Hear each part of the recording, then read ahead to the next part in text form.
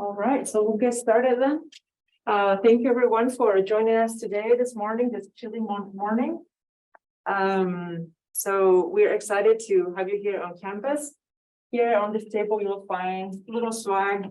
And then I have some information about our graduate program. So right here, and then also about the graduate certificate in teaching Spanish to heritage bilingual learners, in case anybody's interested in taking a look. And then also for those of you teaching in high school, we are currently having writing contest. So if you want to take some information, so we have a contest. This is the second year that we organize it. And the prompt this year is, what is the role of music in your language learning trajectory? And we have students think about exploring music in the target language. So we would love for your students to submit entries. The deadline for that is going to be in February. We let people know early on so you can fit that in your schedule. So now, brief introduction then for Dr. Guerra. So Dr. Guerra is an associate professor in the English department, and he's also faculty in the Office of Latino Latin American Studies. And currently, he's also a faculty fellow for diversity, equity, and inclusion for the College of Arts and Sciences. And thank you so much for doing this workshop for us today. Sure. Thank you, Cecilia. Thank you, everybody, for being here on a Saturday morning.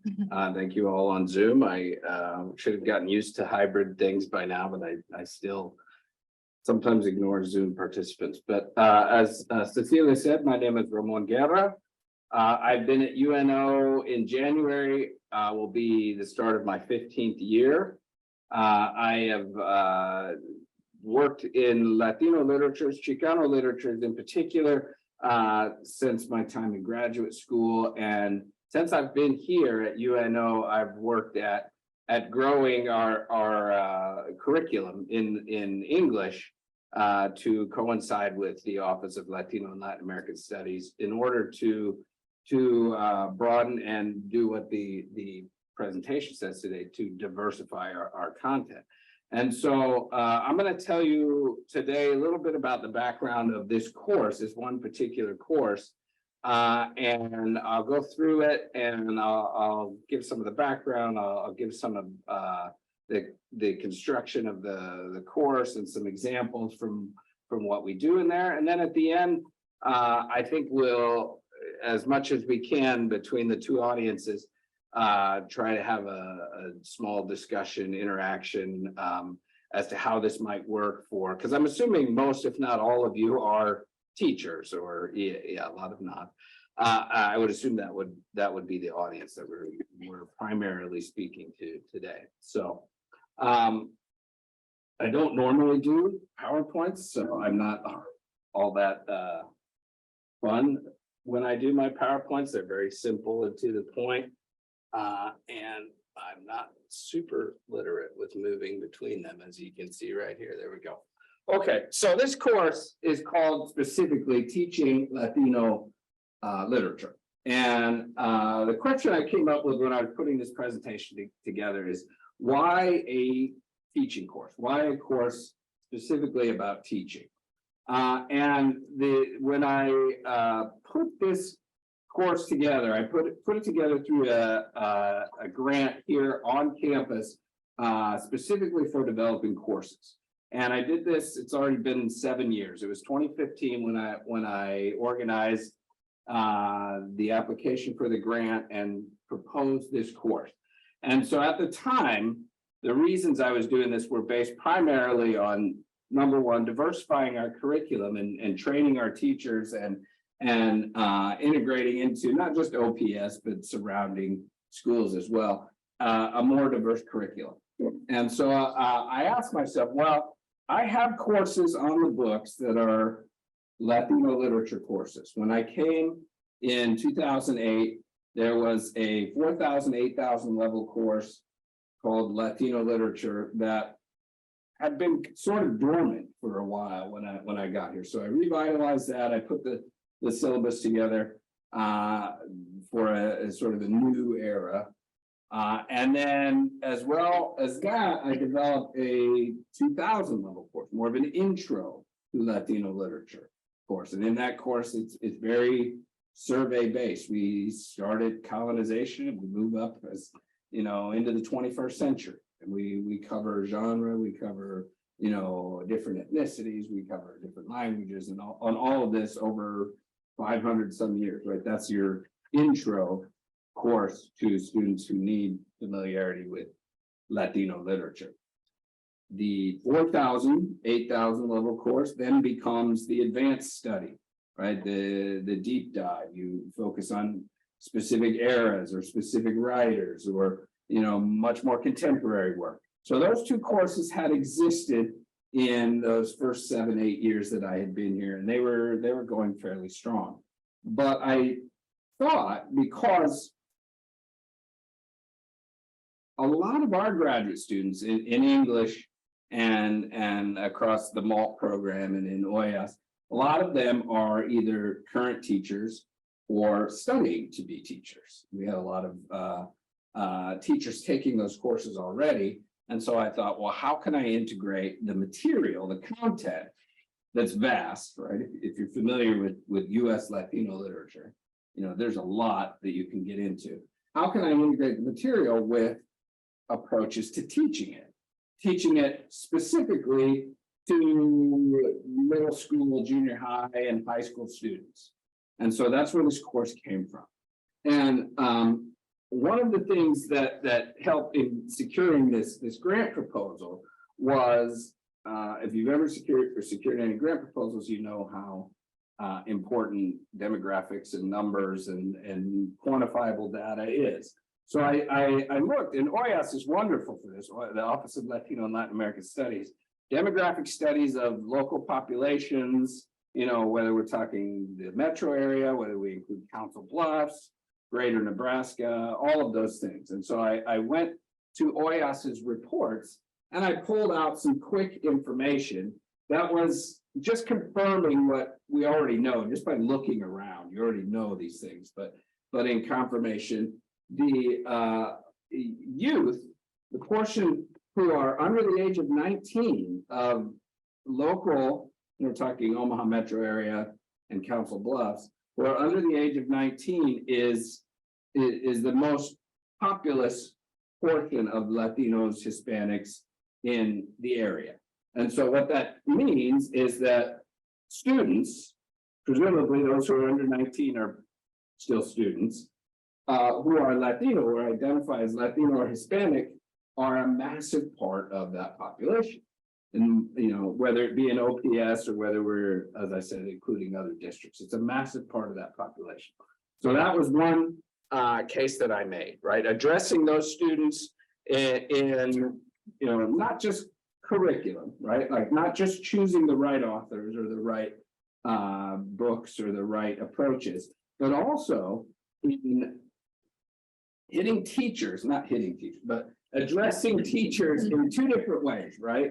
Like the current teachers that we have, making them more competent, giving them that expertise, but then also right behind that, training our future teachers that are coming up or teachers that haven't even considered being teachers yet to expand what they think of as literature, right? So we're going a little bit later, perhaps in the discussion section, I want to ask you, why do we have to separate? Why do we segregate Latino literature over here? Why can't we just make sure that we incorporate it into our regular US literature courses? Okay, that's a pretty dominant question. So that's all the reasons why I said, let's put forward a course devoted specifically to teaching. And I'm going to put in a quick plug for this book over here. I noticed a few of you writing it down. This is a book edited by Frederick Aldama, who I think it came out in 2015. So it was right about the time when I was putting this proposal together. And it's a collection of essays from US Latino literature scholars devoted specifically to how they approach teaching US Latino literature. And it's a wonderful book, it's a wonderful resource.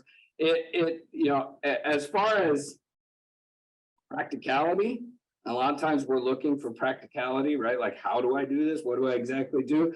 Some of that, it might be a little bit more at the what did I say, the 30,000 feet versus the deep down, and it's sort of giving you ideas and ways that you can incorporate Latino literature into your American Lit curriculums, those sort of things. It's not really a methodology book, so it's a wonderful conceptual resource. So I would recommend this. But this is a book, in fact, that I use to sort of develop the concepts behind this class. So now shifting back to demographics a little bit, the data that I used at the time from 2015 was based on the 2010 US census data, right? And at the time, you can see these are numbers here. We're all humanities based, so numbers aren't our friends usually. That's what I say. But in terms of actual specifics, Latinos in the Omaha Council Bluff area at the time, which was 2010, were 77,508. And that was, the staggering number there is the percentage of growth from 2000 to 2010. That's a massive 93%, right? Nearly double. And this is the same area, Omaha and Council Bluffs. Okay, of that 77,000, 44%, or almost half of them, were under the age of 19. Is that school-aged group that I'm talking about? The trend that we see from 2010 to from 2000 to 2010 is that 14% of Omaha's population and 9% of Council Bluffs population, which is, what is Council Bluffs, like 80,000, 75,000, something like that. So those two percentages have remained consistent over the last few censuses, right? In the 2020 census, we know there's all kinds of problems with 2020 census data, but we'll get into that in a little bit. But so that trend has continued. So that's in fact, if you want to get deep into the numbers, in 2000, the Omaha number was like 12.7. So, and it's jumped up to 14, which isn't a major jump, but it is going up. And same with the Council Bluffs. I think it was like 8.2 in 2000, and then in 2010 it's 9%. So it's not jumping, but it's growing. Okay. So demographics came into the course, right? How do we address that quote unquote diverse population in our schools, right? How do we incorporate their perspectives? How do we incorporate their cultural frameworks, right? Because one of the things that I say in whatever version of this course I teach, whether it be the intro to Latino, the advanced Latino, or the teaching Latino, Latino as an identifier is already in need of being unpacked, because it's an incredibly diverse identifier label that is used a lot of times for convenience sake, right? And Hispanic, same thing, but even more so, right? So when we talk about creating a teaching Latino literature course, and we want to update our curriculums in order to address the Latinos in our classrooms, we have to keep in mind that those Latinos are not just one single unifying identity, right? It's like the whole problem with and we've got an election next week, the whole problem with the quote unquote Latino vote myth, right? It's not a monolith, right? That sort of thing. So, so that leads me to the question of diversity, right? In putting this course together, the question of diversity becomes sort of, well, number one, let's face it, in today's world, it's kind of a flag, right? Like you say, diversity, people are paying attention, whether it's to combat that or to, align themselves with it. The diversity is kind of turned into one of those terms. And on the way up here today, I was listening to a podcast from I think it was the New Yorker podcast. And the host says something to they were talking about this pretty divisive time, and I'm not going to get political here, I promise. But the idea was that the phrase or the concept of get to the polls, you gotta go vote, you gotta make sure you vote, and please come out and vote, right? You don't like this issue, you gotta vote, right? And the question was posed as to whether that was, and it has become an equivalent to this sort of useless lip service phrasing of thoughts and prayers, right? Like when there's a tragedy, you send thoughts and prayers, right? You're thinking about it, you're giving it lip service, but are you, is that really doing anything? And so they question, well, is get out the vote, has that become an equivalent, right? Does it contain anything, right? Like, oh, you don't like that this, Supreme Court struck this down, you got to vote for us, you got to send us money, you got to, and so my point is that diversity, right, or diversifying sometimes can be in danger of being reduced to that sort of same empty lip service. In fact, it might be, and I'm putting on my cynical hat here, it might be that it's been co-opted by people who are well-intentioned, but who don't support with resources, with ongoing and continuous support that doesn't make the news. If it's in the background, does it really count? Those sort of things.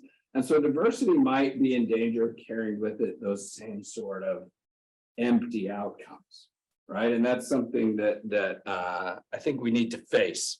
But when we're talking about a class like this, there's two aspects of diversity to consider, and they're in the title, right? Diversity of content, right? What's being taught, how it's being taught, how it's integrating with existing content, right? We talked about integrating Latino literature into American literature writ large, right? So diversifying content is one thing, but then diversifying construction, and for those who have been in teacher training, methodology, pedagogical approaches, that's where there's a lot more in terms of your flexibility and your ability to construct that diverse content in different ways. And so I'm going to, in a few slides here, I'm going to approach one of the examples that I show this class in how we can do this. Okay, but ultimately, the idea here is to, as I mentioned, current teachers, future teachers, to get them to expand, to develop, and to grow, and to not remain stagnant, right? Whether that means continuing to produce the same content every year, just pull it out. Well, it's not a paper file anymore, but you go back and you pull out the same structure and the same course and the same lesson plan, and you do it over and over and over again, right? We want to move past that.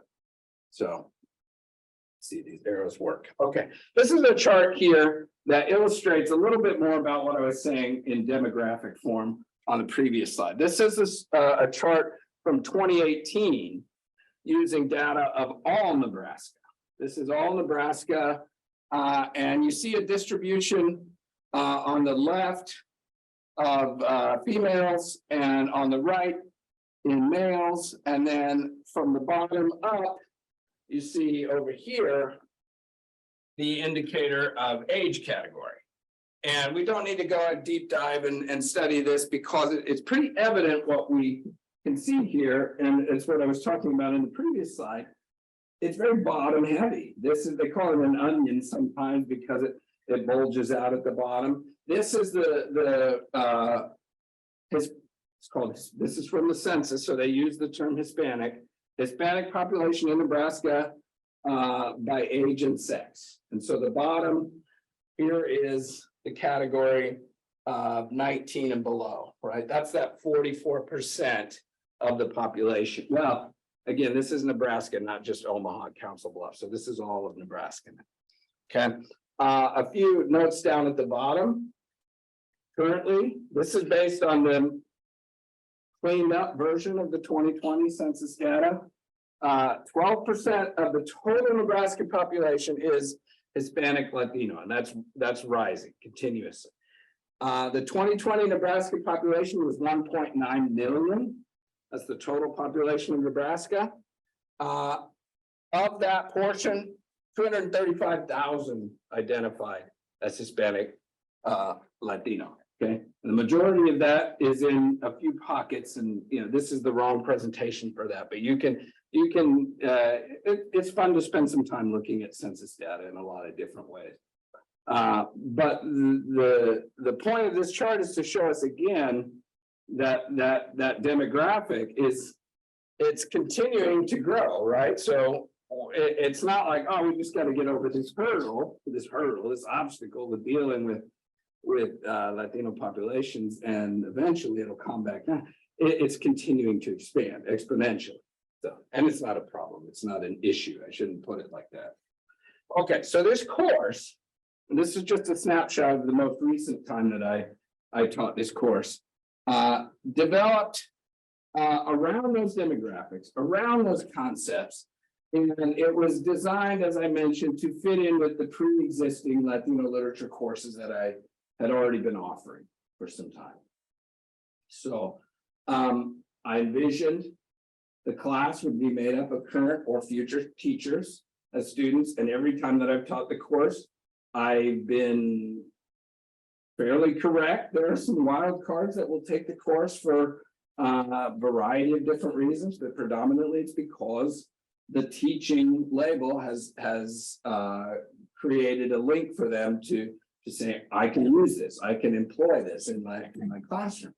And the goals of the course are laid out. They're much more specific than this, but I proclaim them on the opening day of class as, you're integrating Latino literature into the content that you might already be familiar with. So you're growing in terms of your knowledge base. You may have some familiarity with US Latino literature, you may not, doesn't matter.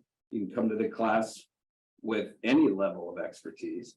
And then to broaden their individual expertise, both in content and in pedagogical, methodological forms. And if you look real close, I apologize for the font here. This is literally a screenshot of my computer. But this version of the course, which is now the version that I've been using, and I'll talk about that in a minute, for the most part, a summer online class, because again, it's audience focused. Teachers love to take courses in the summer, and they've been moving more and more and more, even before the onset of the current pandemic, towards online as a way to be efficient. So this version of the course has now been put into 6 weeks online, and it's become more efficient that way. And summer, if I mentioned that already. So and so I've divided this course into an overview, nonfiction section, short stories, novels, poetry, and then an entire week devoted to putting together a final project from the students in the course. And it's worked fairly well. And all along, I should have put this down here as well as another goal, but another part of the goal is for it to remain practical, right? Like application wise, this is something that I want the teachers to walk away from feeling that they can apply this immediately if they wanted to. Okay. All right. The course description. This is what is out-facing towards any potential student at the university. This is what they will see. The course is designed specifically for current or future teachers, high school students. It introduces pedagogical approaches of contemporary literature by Latinos in the United States. The course provides an overview of Mexican American, Chicano, and other Latino voices in American literature from mid-19th century to the present, and complements that with social, cultural, historical, and other approaches to developing teaching strategies. And this is the short version of the course description, right? And the other aspects that I've had to consider, as I said, I've moved it to summer. I've incorporated, teacher schedules. We typically start after the OPS school system is dismissed for the summer. The outcomes have kind of changed a little bit as I've taught the course, merging existing content expertise and pedagogical development. One thing I've found And I have no way to really express this in a slide, but one thing I found is that I expected my students in this course, particularly graduate students, to be moderately familiar with US Latino literature, right? Like what is Latino versus Latin American, or, and I expected them to have an understanding, that was at least, what's the word I'm looking for? Like operational. And I planned for variations of that, but in reality, there was a greater population of students who had a pretty strong familiarity with US Latino literature as a category, and the authors and the themes and so one of the things that sort of indirectly resulted was there was some familiarity, but there was no real route to incorporate that into their school systems for a variety of obstacles. I'm sure in your head, you can already start to think of what some of those obstacles are, right? Like in terms of curriculum change. And so this really, for me, it kind of changed those outcomes. Like I had planned on, doing all of those things that I do in those other courses, fast and furious, and getting them up to speed. You need to know, about the Treaty of Guadalupe Hidalgo, and you need to know about the Chicano movement, and you need to know, I panicked. I thought, oh, I got to teach them all of that, and then I have to teach them how to teach it to their high school students. And over a few times of teaching the course, I realized that wasn't the case. So they were bringing in a lot of personal knowledge, personal experience that they could, with continued development and continued support, move into their own classrooms. And so that changed over time. And as I mentioned, this last bullet down here, eventually the course moved online. It was offered the first time in person. It was wonderful.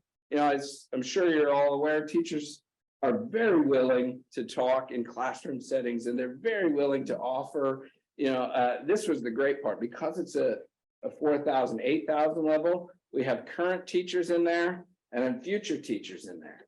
So those students who are taking it at the graduate level, they're assigned to groups of undergraduates, and they give them their practical knowledge, right? Just like the student teaching experience and their practicum experience. This happens in the classroom, right? Like every one of those graduate students becomes, for that 6-week period, a mentor for those future teachers. And it's wonderful. It creates little pockets of learning all over the classroom. Okay, I'm going to breeze through this a little bit more, but this is digging in more specifically to how I structure the course. And the way that we do this in the classroom is that we begin, like any good opening class, we talk about the terms and the ideas and the concepts and the purposes.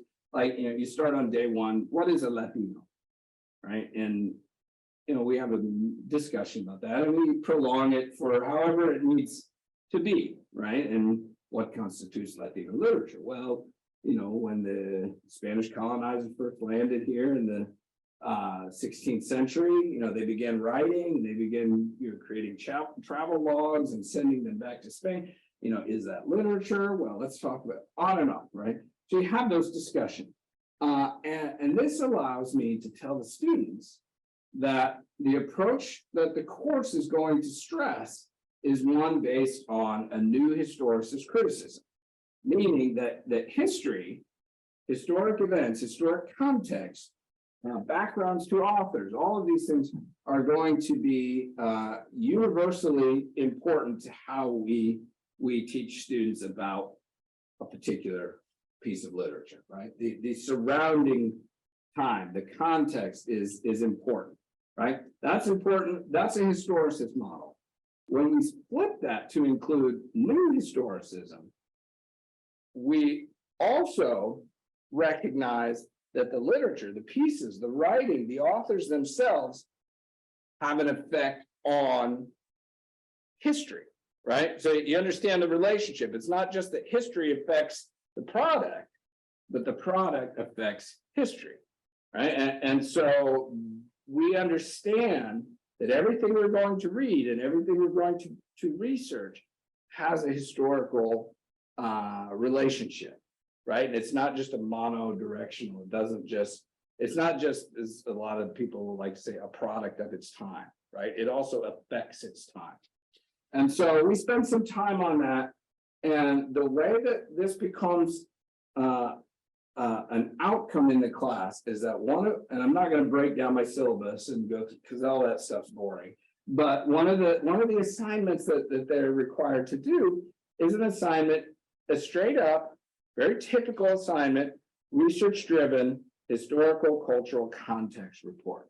And on the right here, I have a list of topics that, and I've grown this list of topics over a couple of, so this is just a selected list of topics that the students can choose to research in a very straightforward, research at, it's not, no, no, what's the word? No propaganda, no, any slant on it, just research it and write it up and learn about any of these topics from a historical standpoint. And if you can't read it, again, I apologize, but just looking down, you've got things like NAFTA, Operation Wetback, race and ethnicity, Spanish-American War, Virgen de Guadalupe, a lot of different topics that are worthy of just straight up researching. And I urge them to pick something that they know nothing about, right? Don't pick something that, oh, I kind of know about that, I want to know more. No, I want them to come in completely cold. And so this is one of their first assignments in getting ready for the ultimate assignment, which is for them to produce a usable and practical lesson plan, right? Based on how we've done the work here. So they first must do this, right? And after they work through this, and after we work through this in class, and there's feedback opportunities and those sort of things, they need to begin to think about, and remember, we're doing this in 6 weeks, so we're moving very, very fast. They need to begin thinking about all of these things that, teachers know these goals, but not all young students do, right?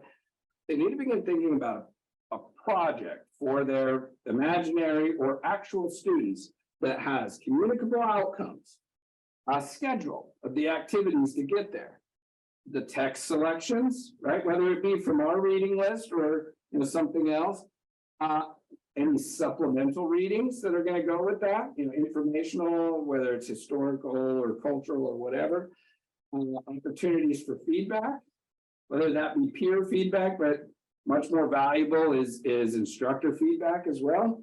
And then finally, define how it's going to be evaluated, right? All those things are pretty standard for teacher development, right? Teachers know these things like the back of their hand, but young future teachers, they get to put these in practice in the classroom as they develop a project based on something that they choose from to research and develop their own language, but not language, develop their own expertise.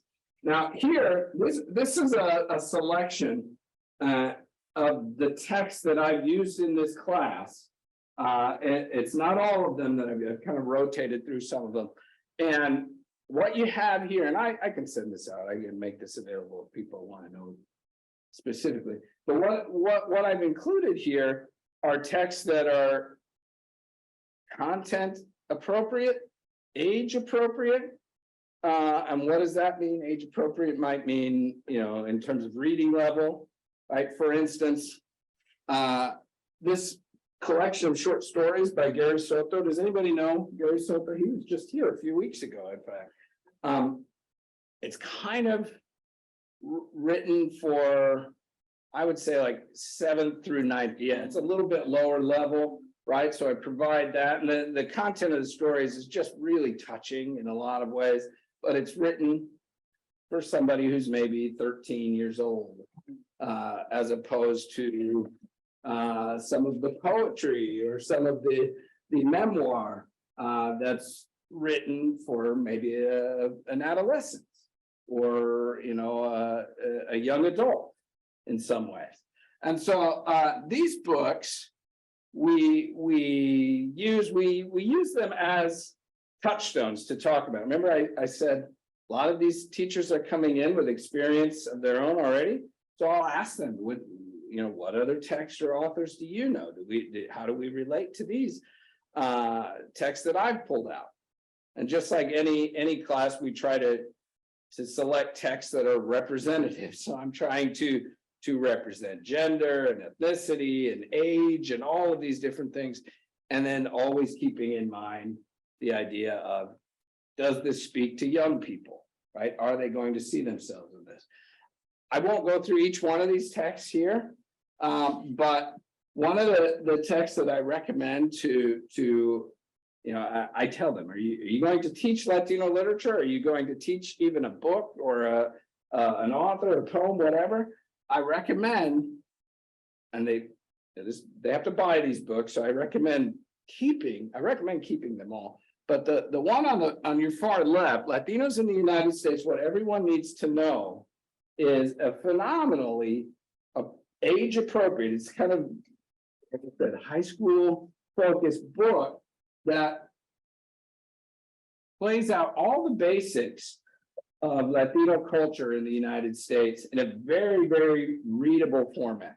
And I'm going to age myself here by talking about the types of books that I used to read as a kid that were based on questions, right? Like, for instance, if you open the book to the first chapter, the chapter is called "What is a Latino?" Right? And for some of us, like, well, I don't need this, but for a lot of people, it's like, well, these 3 paragraphs here are really information. Then the next question is, how does a Latino differ from a Latin American? And another 3 paragraphs, right? When did the first people use the term Latino? And it's just broken down in those sort of ways. And it's very, very foundational.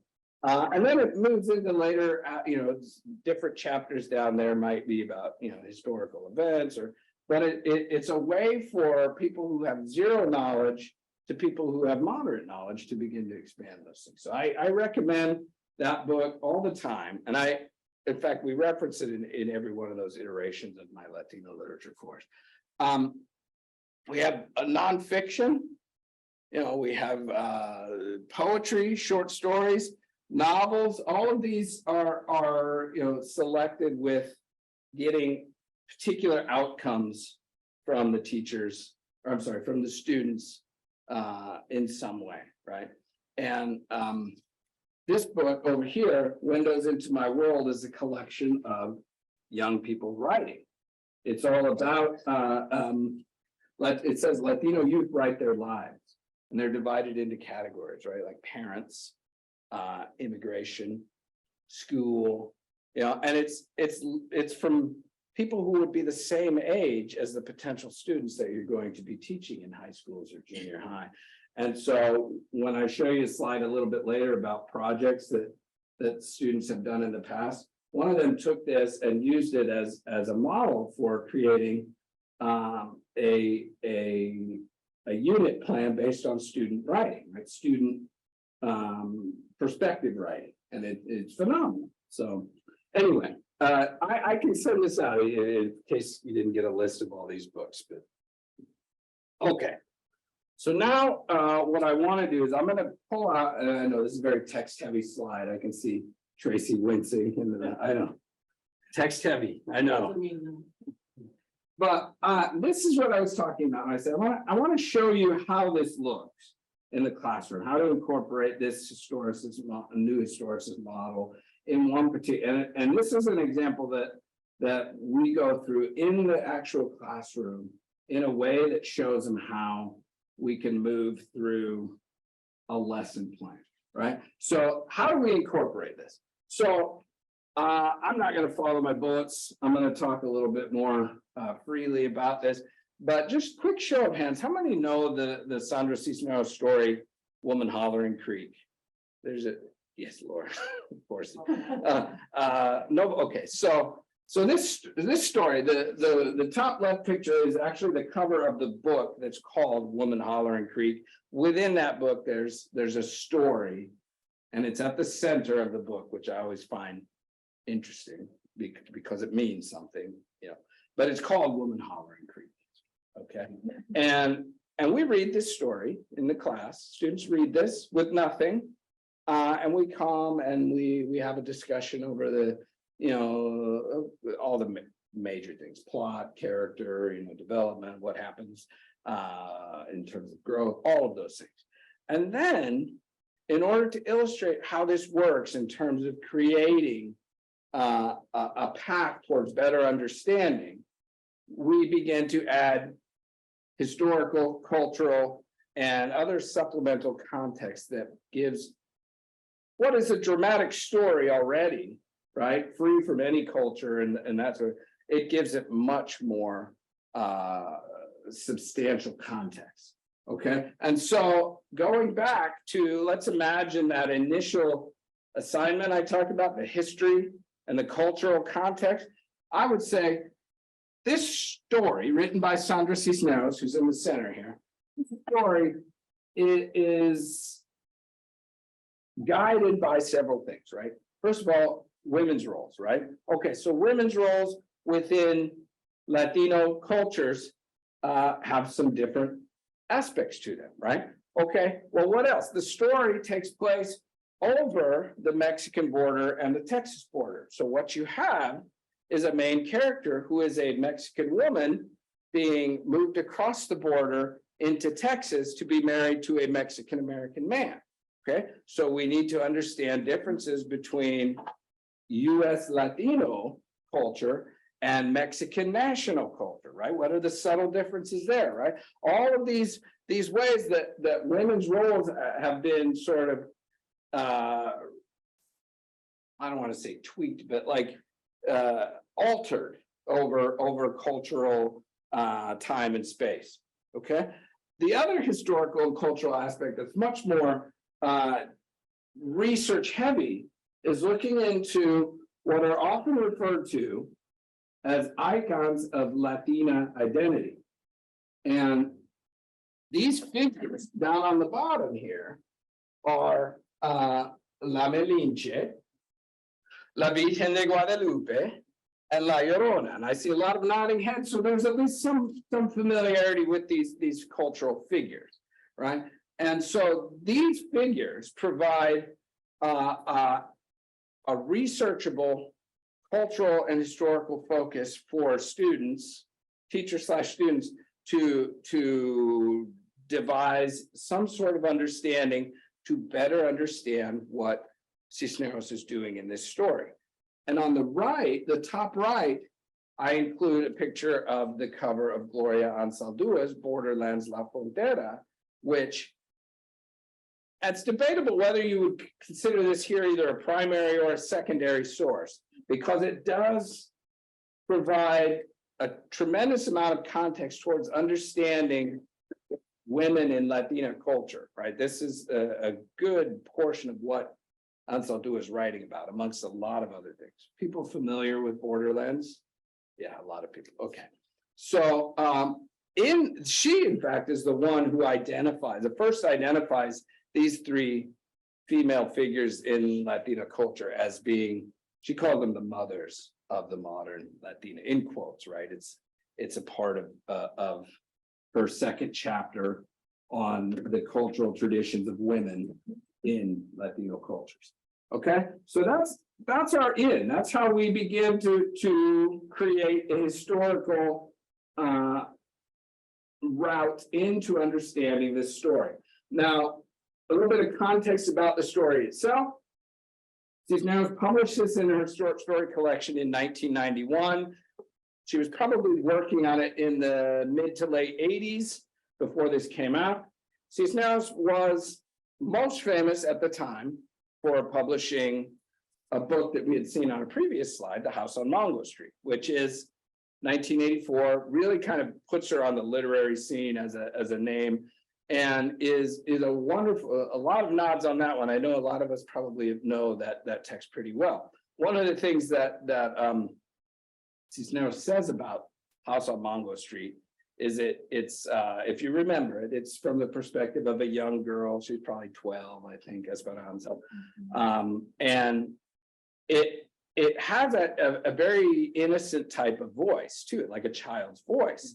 And and I've included it here on the list of texts that I think you can teach in high school. But there's some very severe and traumatic incidents in the novel that she says, it's not really a children's book. She pushes off that label, not really a children's. It has a child's voice, but not really a children's book. But anyway, prior to that, Cisneros was, and probably still to this day, is predominantly considers herself a poet. She's very poetic, even in terms of her prose writing. It's poetic.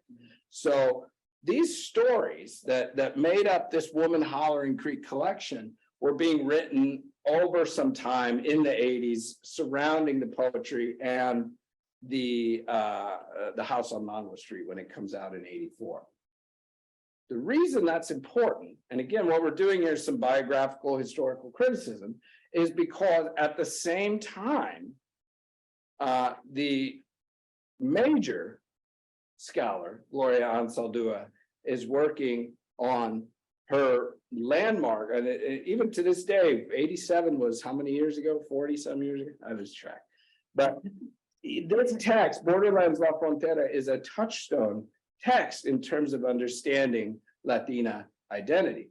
And when this comes out in 1987, it makes a tremendous impact on the study of Latinas within Latino identity, right? These specific issues that are related to women within Latino culture.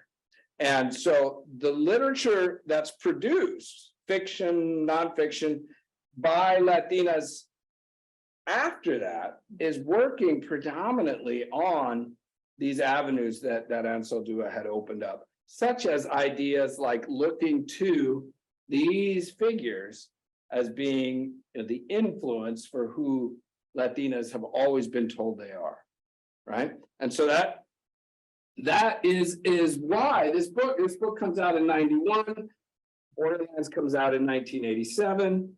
It's using a lot of those themes as its sort of way of dealing with women. All the stories in the book are about women nominally. Maybe a few of them are have male characters, but it's based on sort of understanding Latina identity, since and because of Anzaldúa's upsetting of what that means. Okay. Who these characters are, let me look at my next slide since I go into there. I forget. Okay. I know text, right? It's impossible. Okay, so La Malinche, La Virgen de Guadalupe, and La Llorona, right? Raise your hand. Do we know who all these characters are? Yes. Okay.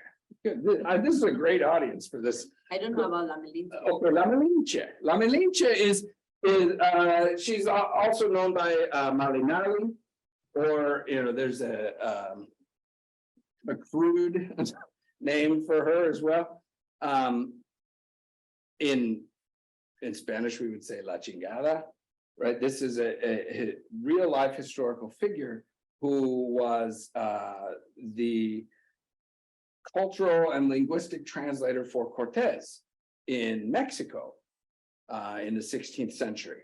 And later his wife had children with him, but over history and over cultural positioning of who she was, she becomes a mark of shame and race traitorism for mestizos, Latinos throughout history, because it's sort of narratively pushed that she sold out her people by giving Cortés information and with giving him access to all of these other things, when in actuality, and Anzaldúa goes deep into this within Borderlands. In actuality, the fall of the Aztecs was due to many other things that had nothing to do with La Malinche in reality at all. And so she becomes, over her history,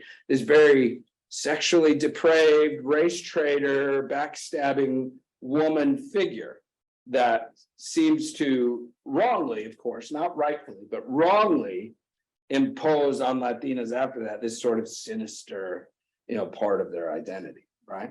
And so that's that aspect of Latina womanhood. La Virgen de Guadalupe, most people know this story, right? Again, around the same time, 16th century,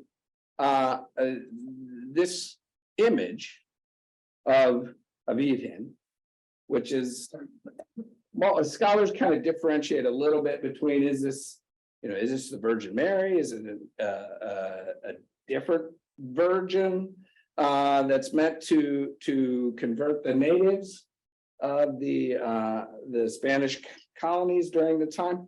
In any case, the shorter version of the story is that she appears to a young Indio.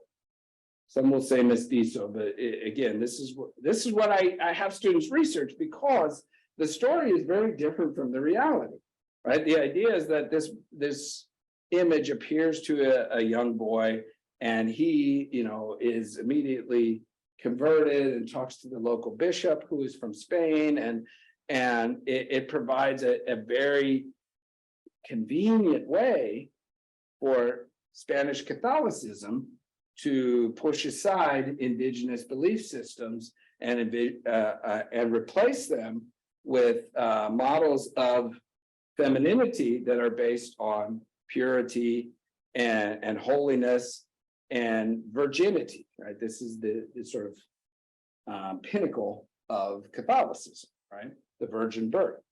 And so over time, this image of her becomes sort of a cultural stand-in for that part of Latina identity, right? Holy, sacred, maternal, but yet pure, and all of these aspects of womanhood that, again, wrongfully confine what it is to be a Latina.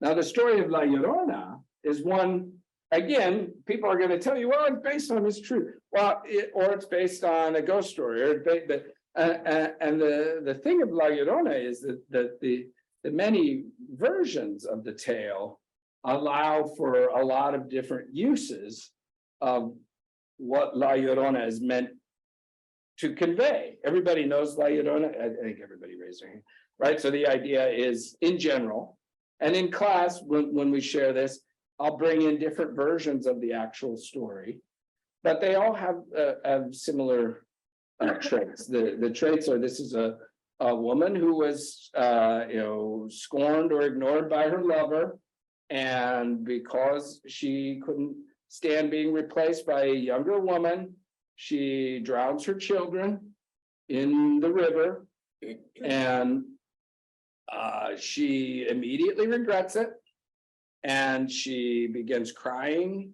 And this is where we get the name La Llorona. She wanders the banks of the river, crying, looking for children to replace hers.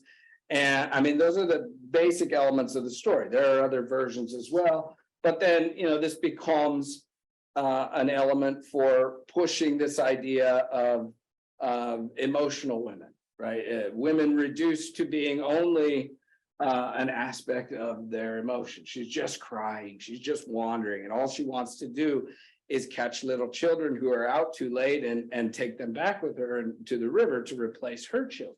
I mean, that's the gist. There are a lot of different details you can go into that.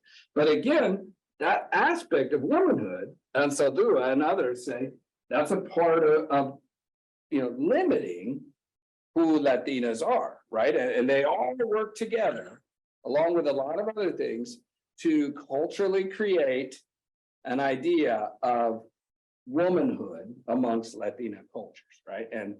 And when Ansaldúa writes this in 87, well, she publishes it in 87, she's saying that for Latinas, pushing those ideas away, pushing those cultural icons, those restrictions away, is a major part of what Latinas of that generation on need to do. And deep within this if you've never read Borderlands, I urge you to. But within this reading, she talks about these three figures as being the extensions in the 20th century of how Latinos are viewed, right? And one of the most famous quotes that she has is she said, for her generation, and she was born in 1950, I believe. For her generation, amongst Latinos, there used to be only three options that a woman could leave her father's house. And it's laughable, but she's defining it. Okay, anybody want to guess what those three options are? Marriage, number one. Being a nun. Being a nun, the church.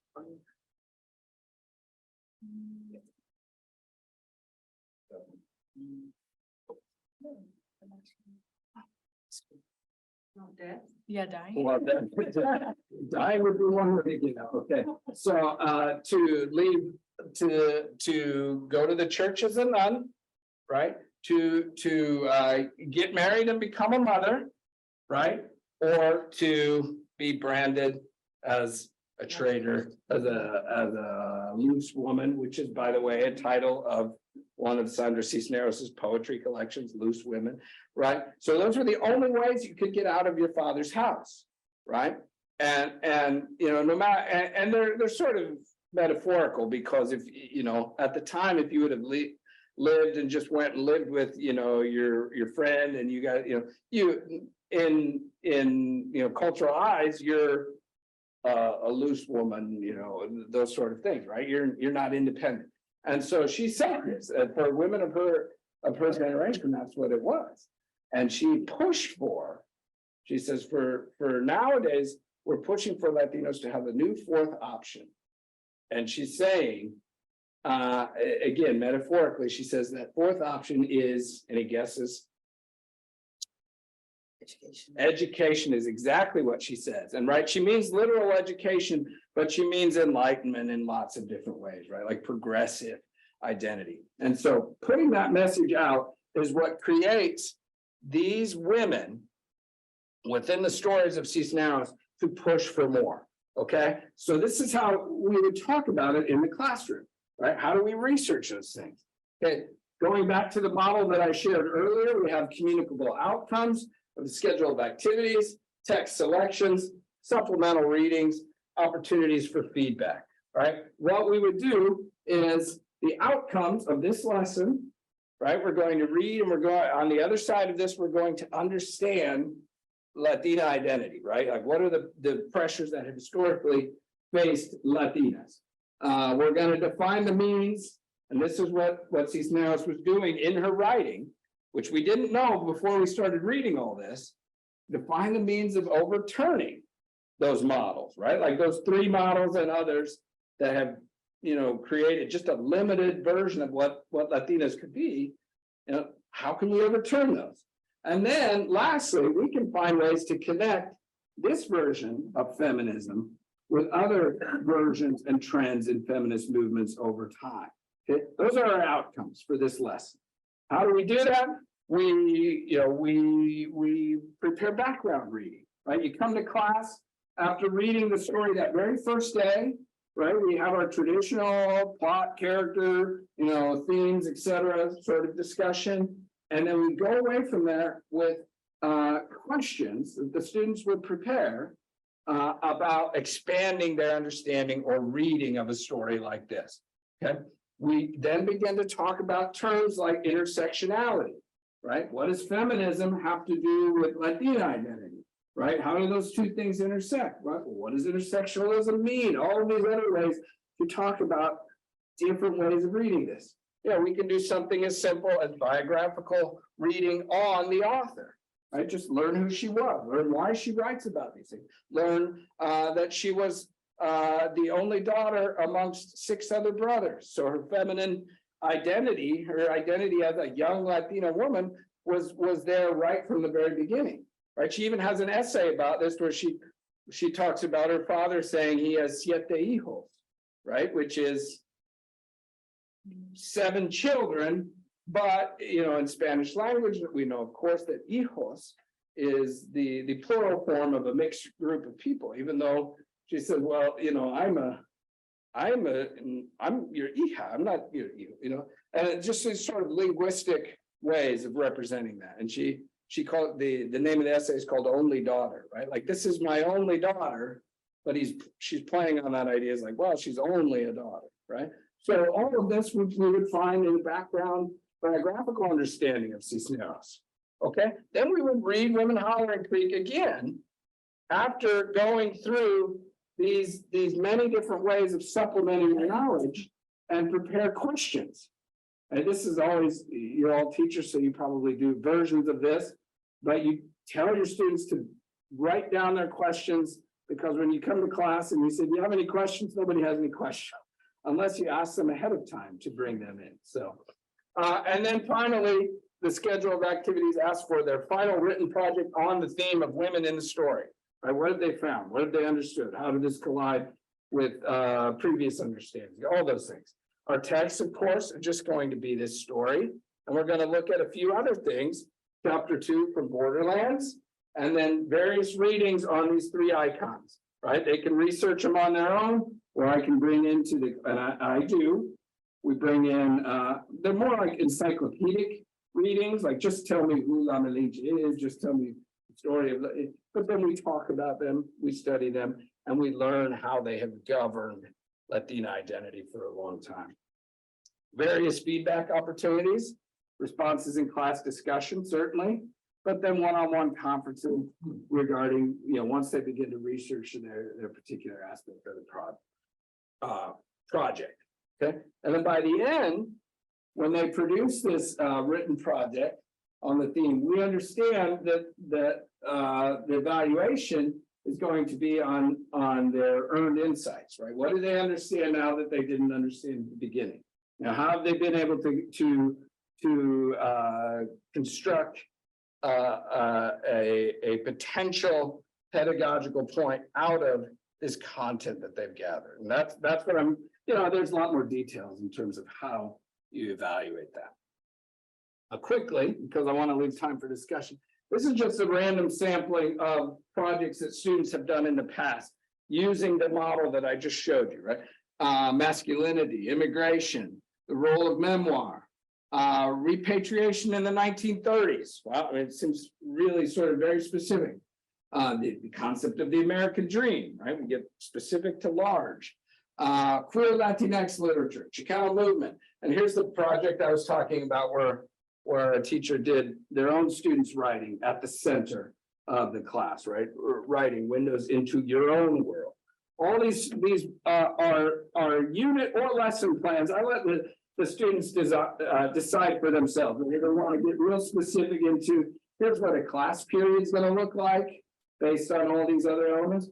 Or I had a few of these are actual, you know, 3-week unit plans where, you know, they're bringing in lots of other supplemental reading and they're really getting into the practicality of it all. I'll let you just take a look at those while I take a drink here.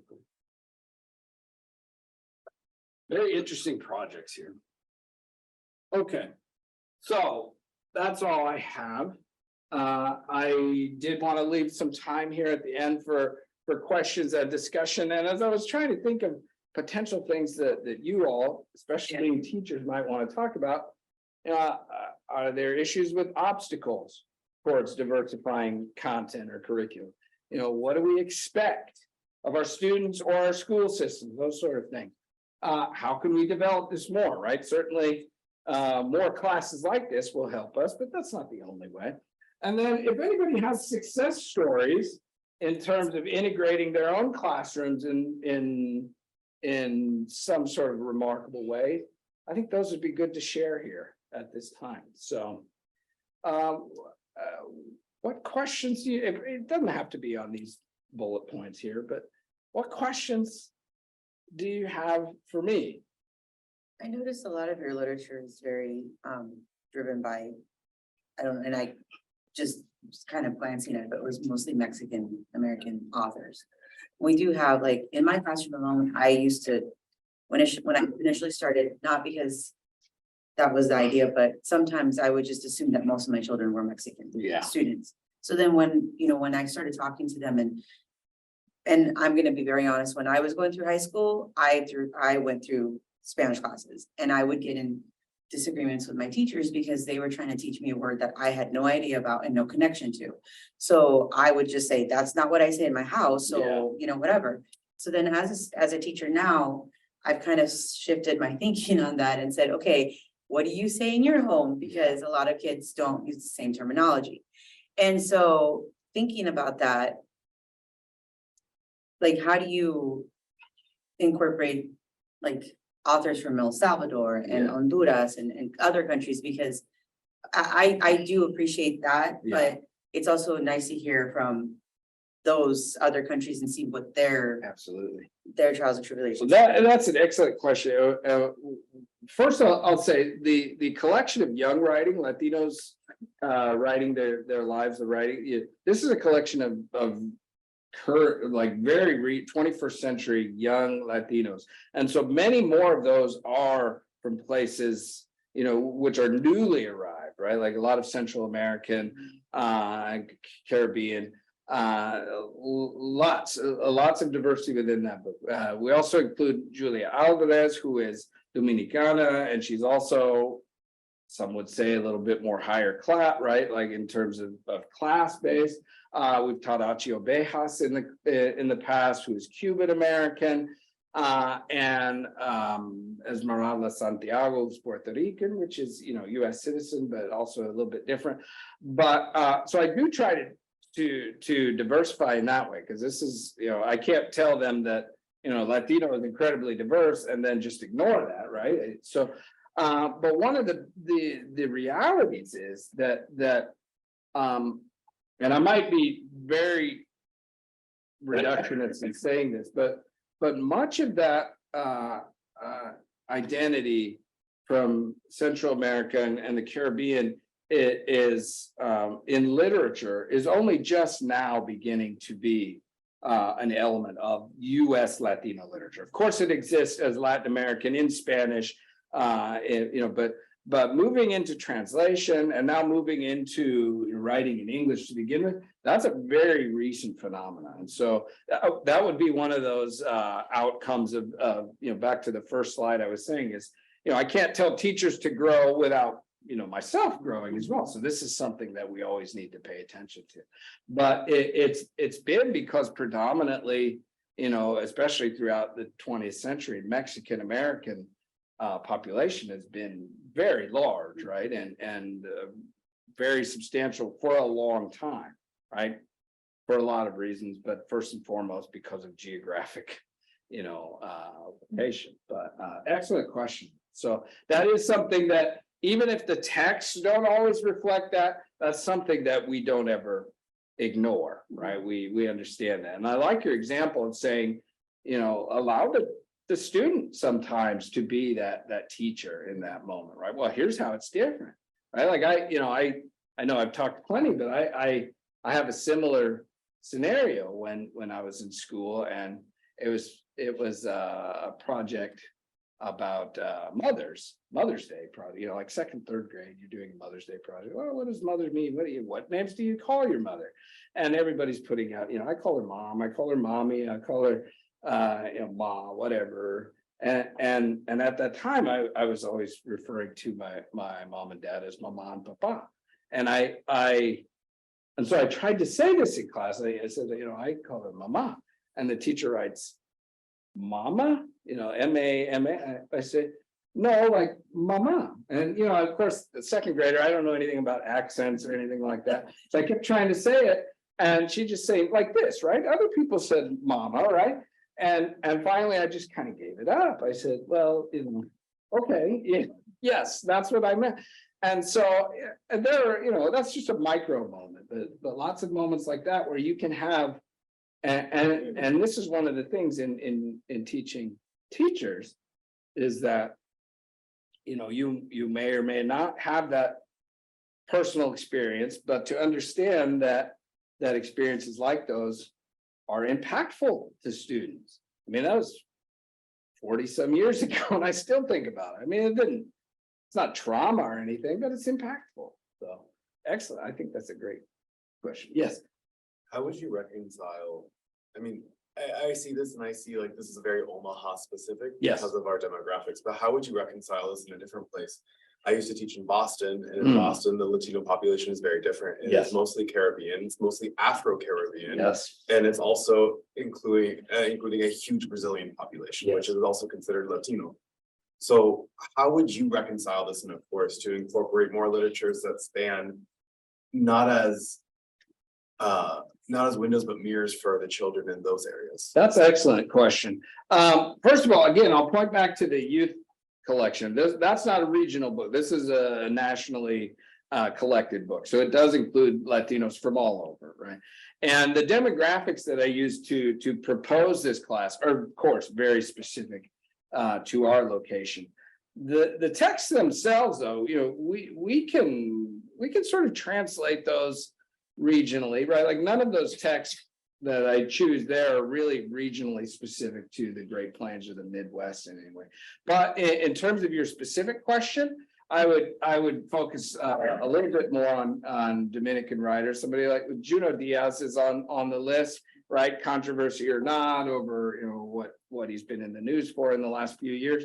But other Afro-Caribbean writers, right? And then that provides you with a means of dissecting that issue as well, what it means to be Black and Latino, and what the term negro means in different regions, right? Like there's a lot to go down in terms of that categorization. And even the term that I did use, mestizo, within my presentation at one point, but in some cultures, mestizo is a means of neglecting and degrading that Black part of the composition. So I mean, there's ways to do that, to include, and focus much more on those aspects, right? Like one of the things historically that I would pull out would be the Great Migration period of the 50s. That there are multiple Great Migration periods in American history, by the way, right? Typically, we think of the post-Civil War movement of African Americans, but that's only one, right? In the 1950s, the Caribbean migration to the northeastern part of the United States is also considered a Great Migration. So I would, I'd pull things out like that and include those much more. Certainly, then, in Boston, Boston has its own sort of diversity history, right? Which we kind of all know about, but you make it appropriate. And, regionally speaking, say you were to go down to the South and to, closer to Florida, right? You're looking at a predominantly, though not exclusively, Cuban American heritage, right? And there's specifics there as well. So there's a lot of different ways you can approach that. But again, as I was answering, though, it might not always be reflected in the text, but it's something that I say we, I don't know why I keep saying we, I, as the teacher, make sure that we never lose sight of, right? The idea that Latino, US Latino is broad, right? I mean, that's a broad definer. Other questions? I do have, when I'm thinking about curriculum throughout K-12, it's something I found out is that many of our Latino curriculum or literature is very heavy talking about immigration and the story of my parents were immigrants, or I was an immigrant, how I crossed the border, or how I came from wherever. And what I have found is that our students start getting tired of the same type of literature. And when I look at how can we diversify, it's like we need to bring them literature that is Latino literature that is not always that same topic. Yeah. It's other things that they are interested. I enjoy the part for the women, but sometimes they're still in, I don't know, in fiction. It's not always the same topic. Absolutely. How can I bring them their interest and not always an immigration topic. Well, you bring up an excellent point because, you know, if we're talking about diversifying content, right? Diversifying content doesn't just mean bringing in X author to show, you know, Y theme that we see, you know, all the time, right? Right? We can sometimes get it reduced to, we might call it like trauma porn, right? Like it's always about immigration, poverty, linguistic barriers, or, you know, fill in with, you know, I'm sure you've got another few examples as well, right? Like, why does that have to be the only story, right? What about Latino science fiction, for example, right? Or, you know, I gave an example of Latina identity, right? The growth and the rejection of cultural norms, right? How does that work for men, right? Why machismo as a sort of exponent of toxic masculinity, right?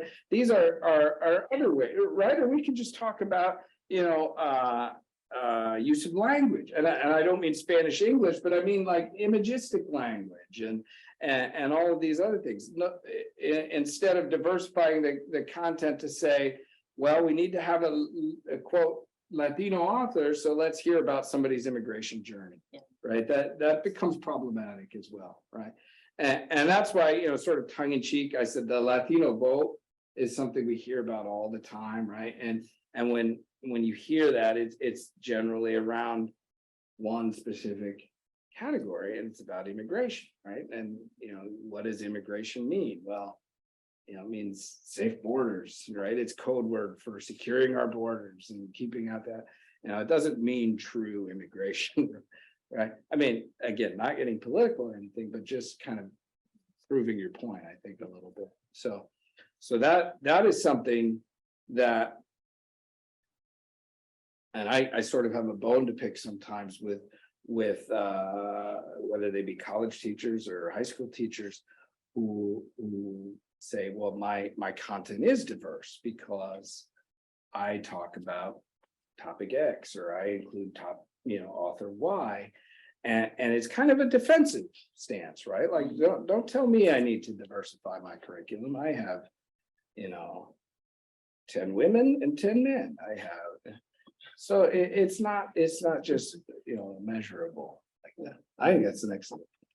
I think there's just a lot of those authors now. I mean, I think of like, and I don't mean to put you on the spot, but just having a daughter, my husband's German descent. And so my daughter is not full-blooded Mexican. She's not full-blooded German. So where should she see herself in literature? Yeah. And there's just not that there. And so I do understand that, but I think when I'm teaching second grade, and I do have a story called, I think it's called From North to South, and it does talk about how a mother is being pulled from one of the factories in California and sent back.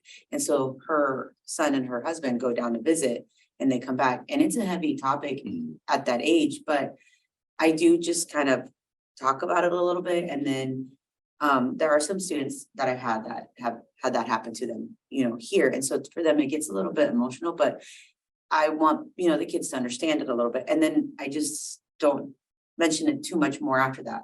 Yeah. And I think once they're in high school, that's all they have access to, but then also because I think they're more mature to handle those type of topics. But there's just a lack of those stories and a lack of those authors that are out there. That's why I would really stress this windows into my world, because it's so current. I off the top of my head, I think it's within the last 7 years it's been published. But one of the things about these, and they're not, it's just kids writing about their life experiences. One of the things that this makes me think of when you ask where do we see ourselves, where does a young person see themselves? I trying to compartmentalize this. Responses back from readers who would say, well, this story doesn't feel Latino to me, right? And you ask them why. It's because there's no tortillas, there's no, abuela speaking Spanish in the corner, right? There's no reference to the immigration. What is it about it that doesn't feel Latino to you? And, it provides you one of those teachable moments, but it also says, this author is a young person, her parents, and they give you these nice little bios of all the authors, which is kind of neat too. And so it says, oftentimes that Latino, quote unquote, Latino tale doesn't, look tremendously different from, this person's story or that person's story. And so this is a wonderful, wonderful book, I think, for doing that type of seeing yourself, right? And even the title says, windows into my, yes, Cecilia. Do you have any recommendations for children's literature? Because like I have this struggle with my son, who is an avid reader, Okay. but he does not, feel attracted to, books written in Spanish, because he's into Captain Underpants. Yeah. He's into, Goosebumps. Okay. How do I make him read exciting stories? Okay, so Goosebumps reading level is probably about the same as Gary Soto's Baseball in April. Do you know this book? I don't know that book, but I know Gary's, I used to teach middle school. Okay. He's And perfect for that. yeah, so at Bryan Middle, which, most of my population was Latin American. Okay. Like we had classes where there were no whites at all. I was a Black teacher and all of my students were from either from El Salvador, Guatemala. I mean, it was beautiful. And so we read a lot of, Spanish literature. I don't speak Spanish. I can understand it a decent amount, Yeah. but we did read a lot of Gary Soto, Sandra Cisneros, and things like that. But I would have them, when you talked about like getting involved, like I would automatically start out all the time when I taught there. We get in a circle and then you bring something from your culture, because I can't just assume that you're Yes. Mexican American. Like they can't just assume that I'm Black. My husband is African, not even US citizen. So, so we'd all learn and like, oh, okay. And they all spoke different Spanish in their home, a little bit different versions. So those were things. And then they told me about some authors. I'd have to go back. It's been a few years, but they would tell me about things too. And something I think similar to this Windows into My World, there's another book that some of them would recommend about young Latino stories. And I gotta go back and find it. Oh, that's excellent. But yeah, Gary Soto was big in middle school. And I think probably it's more like 6th grade. Yeah. I mean, if he's reading Captain Underpants, I don't know. I mean, some of it can be, but yeah, I don't know. But yeah, I mean, as he gets older, that would be a great author, Yeah. for him. Interestingly, Gary Soto is also a poet. Yeah. And so very much like Cisneros, his prose is kind of poetic, and but it's very straightforward, and it really is a quick read for people our age. But I mean, for probably I'd say like 6th grade, like Yeah. you said, 6th, 7th grade. And the content of the stories too is perfectly attuned for kids who are that age, right? Like feeling, trying to understand their parents, and trying to understand why kids are leaving them out. And I think the last story in that collection is about a 13-year-old girl who wants to stay home when her parents go on a trip, and she learns that, well, maybe I still like my parent, it's just adolescent things like that. So it's just kind of a good way to get to kids that age. But other than that, Cecilia, I don't know too many others. I'm sure there are. I know like Cisneros herself has a book, I think it's called Harris Pelitos, which is, and I think that's quite a bit younger, in fact, for like early readers type of book. And I do recommend you to get into the Company Lectorum, because they do have a lot of literature that is from Spanish speakers, authors from all over the world. So it's not only United States or Mexico or Spain, they have from all over the world, and they mark it by age, and they have a lot of stories that are kind of comic books or graphic novels or actually stories. It's just that they're written by authors outside of the United States. Yeah, and so what I think, at least what's happened with my son, is that he sees the cover of these books, right? Like I'm from Argentina, so when we come back from Argentina, we bring books, right? but just the cover, he doesn't recognize it as one of the books that he is reading at the library, and his friends are reading.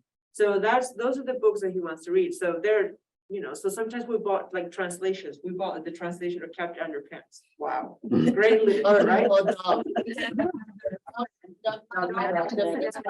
Yeah. Right? So that's just for the sake of reading, right? But it's hard to get them Yes. at a certain age to, be interested in reading other things. Yeah. Maria, what'd you say that site was? It's a site? Well, it's a company that it specializes on Spanish speaking authors, and it's called Lectorum. And like in OPS, when we buy books or the diversity books, that's one of my first to go companies, because they're from everywhere and they specialize on children or education literature and so on. And I think there are many, but I think part of it is the environment, like you're saying. Like I can't take Natalia some of those comic books from Spain or from other authors, but no one else is reading them. Right. So they also look the connection when they're reading, connection with friends, on what are they reading, and no one else is reading those. Right. Which is, that's important for kids that age. Yeah. So, and in Guadalajara, Jalisco, Mexico, there's a huge exposition of literature, and it's La Feria Internacional del Libro. And there's a site where you can find all the authors that are in that exposition. And it is fil.com.mx, fil.com.mx. And you can find the children part and all those authors that are there. Do they sell in the United States? Because that's one of the things that I cannot do with them. Because depending on the company, they don't sell in the United States. It becomes a hassle to be able, and then bureaucracy has to be approved, and about this bureaucracy. Yeah, exactly. But yeah, that's a good thing. I think we're just about out of time. Any other comments or questions? I wanted to mention quickly that I'll be teaching a class next semester on assessment and curriculum, and one of the projects it's gonna be a service learning class. And one of the projects that we are gonna be doing, that I mentioned to Maria already, is that we are creating a site where we can have actually feature certain books. We want to create materials so the teachers can easily access those and perhaps incorporate them into their classrooms. If you have any ideas for books that you think will be good for your students, if you want to send me an email, you can let me know any titles that you think will be fun to have materials for, So please let me know, and then we'll work on that with my class next semester. Well, any questions? Any other questions? Thank you all for coming and listening. I really appreciate it. Oh, there was a comment in the chat. Uh-oh. So. Oh, we forgot about the chat. Oh, no, I mean, no. Aida says, when I was in middle high school, I loved reading Isabel Allende. Oh, yeah, sure. yes. Isabel Oh, Allende. yeah. Well, I know we're out of time, but I'll just reiterate. And one of the things I mentioned at the beginning of the presentation was how we integrate this into American literature. This is all American literature. Of course, Allende, right, is not American literature. I love Allende as well, right? And so I say that because one of the very first times that I taught the survey level course, in the comments on the evaluations, students said, I love this class, the literature was great. And I've never forgotten this. I just wish it was more about America. And the entire course was US US Latino authors. And so I missed that, getting that point across to them. And so I do, along with many of those other things that I mentioned, I make sure that we know that throughout the day. Everything we're reading in this course is quote unquote US based. It's right, because a lot of students will come in with knowledge of Allende or Gabriel Garcia Marquez, which is You know, and a lot of times they might read those at younger ages too. And so they come in and they say, well, I've read that. Is that US Latino? And I say, no, I mean, it's worthwhile. I mean, you know, Nobel Prize winning Octavio Paz, for instance, you know, and yeah, and so sometimes we'll read some of those, you know, in order to broaden our perspective, but I'll make sure to say that that's not it. And I don't say it in any denigrating way. I just, because I'm in an American literature classroom, I'll say that's not American literature, you know. And so oftentimes making that distinction is difficult. The thing, as teachers, we always want to use those texts, like we say authentic Yes. literature, right? But the thing is, from our students' point of view, like they are not, they were not born in the Hispanic countries, and they want to see this kind of literature where they can reflect themselves. They are not from those countries. They belong to this country, but their parents and all this context that they've been growing. Yes.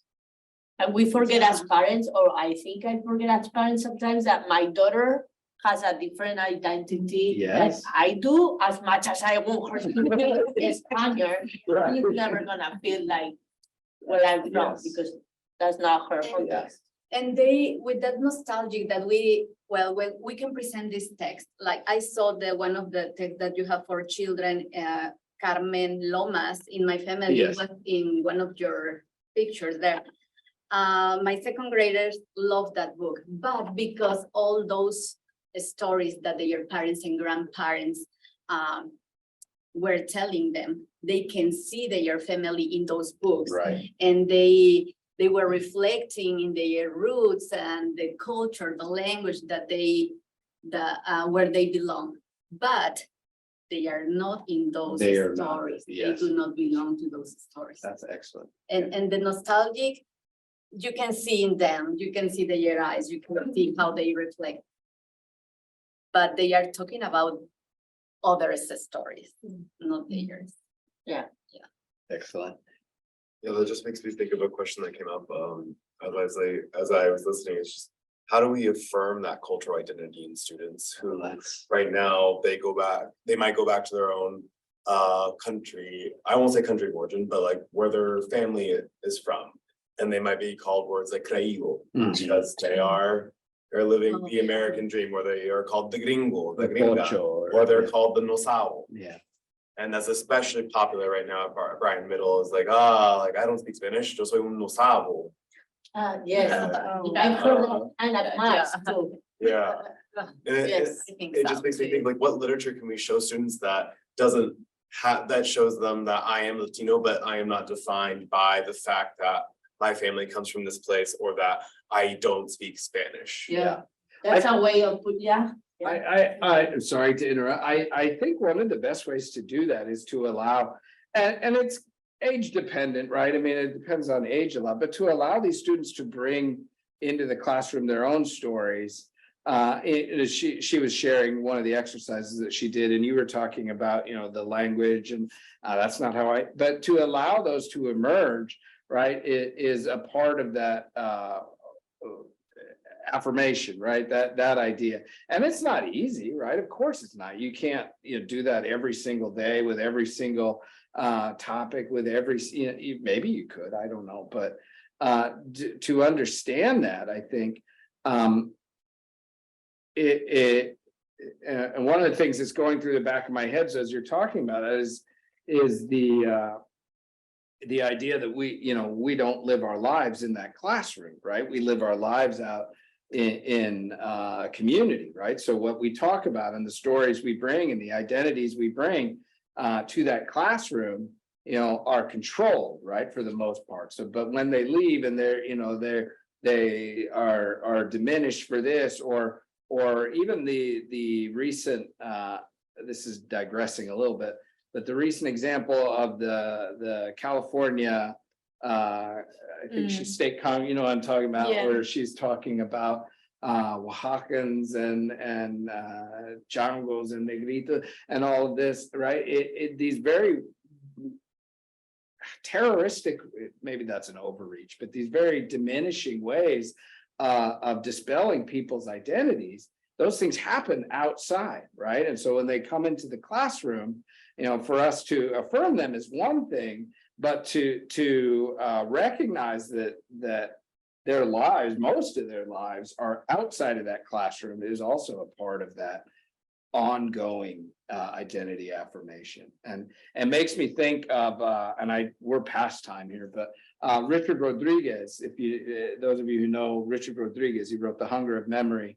He's famous scholar, famous amongst Latinos for being somebody who ascribes to the anti-affirmative action, anti-bilingual education, all of these things. He sees them as being crutches to development. But anyway, Rodriguez, in his Hunger of Memory memoir, he writes about his public and private worlds. And, you know, it's not a groundbreaking way because others have talked about that, but his public world looks very different from the world he comes into when he opens the screen door and he begins talking to his parents who are struggling to learn English. And he begins over time to despise that part of his identity, that private identity, because he's adapted to that. And he wrestles with that hatred, was that self-hatred, and arrives at a place that I don't know if I'd say he's happy with it, but he's able to live on that plane of saying, you know, if we allow that to continue, we take that private world and we put it into students, you know, if we give them bilingual and bicultural education, we're prolonging their success. And if they would do, and I'm kind of paraphrasing, but if they would do like I do, and you embrace the assimilation and all these things, then they would succeed. And so that becomes a part of that ongoing, affirmation without, erasure, which is, it's a responsibility of all teachers in some way, right? Regardless of race and ethnicity, we have to provide affirmation for our students in a lot of different ways. And I think this is an opportunity to better that situation, because when you think of how the Black population, they had to create their own new identity, because there was no roots or no ability to go back to Africa and go, oh, this is what we used to do in Africa and things like that. And so that, a big, huge disservice to that. But then now we have a new population coming in, the Korean families and the people that are refugees. They're also trying to have those roots, and then they're going to be going through that same thing. Like, oh, well, if I go back to my country, I'm not like you guys anymore because whatever. So yeah, this is a perfect opportunity to start turning that around and taking that responsibility, because I can say when I was going through schools, I was probably the only Latina in my classroom. And yeah. And just to reaffirming your demographics, Omaha Public Schools, for example, this year, 38% of our students are Hispanic. 38% is the highest of any other, white or any other. Hispanic is the highest. That's why this is so important to start. How close is that to 50%? That's pretty close. Yeah. 50%. Then it's white and then it's African American. I think it's also really important to notice that it's very segregated though inside of Omaha public schools. That if you go up, I used to teach at Monroe in North Omaha, and maybe that was 3 students who were Hispanic. However, it's not like that anymore. Like I go to all high schools or middle schools, and anymore there is Hispanic students everywhere. It's definitely and true. many of them. However, But it is segregated. I would say that at Bryan Middle School right now, it is mostly a majority of Latino students. Yes. Percentage wise. And if we go to North Omaha, especially because I was one of the only Spanish speakers at Monroe, I would have to do all the translation because we didn't have those services. Because the demographics are slightly changing, but they're not changing enough. And OPS is not diverting funds enough for the communities that are reaching up to North Omaha to West Omaha. Yeah, that's an excellent point right there. Does OPS allow for school selection, or do you have to stay in district? Because I confess, I'm from Lincoln and I know LPS. It is the school selection, but the priority is to neighborhood students. So you can select but you may try to select a school that is close, like if I wanna go to Castellar, which is in South Omaha, I probably will not get in because it's a school that you serve first the neighborhood students. And if there are spots, then you can opt in, but Castellar is pretty much all Kind of neighborhood What students. Lincoln does, kind of like that, yeah. Well, I won't keep you any longer on your Saturday morning, and it's Yep, nicer that was out than they really good. expected. So thank you everyone again for coming. The conversation.